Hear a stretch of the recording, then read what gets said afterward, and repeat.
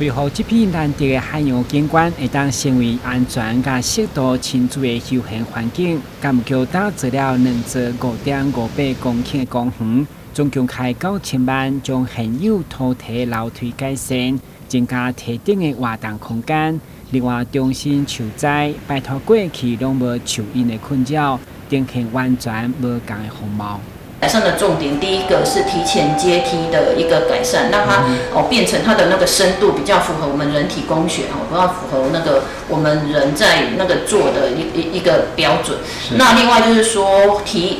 培厚啦，培厚是花最多经费，就是让那个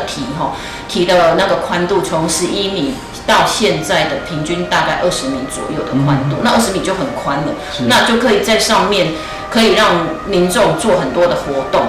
另外，第来河川局嘛将原本列为危险海域的黄金海花填沙造陆，配合准澳的委外经营，希望串联滨海国家风景区，重新回到过去的欢迎，带动观光商机。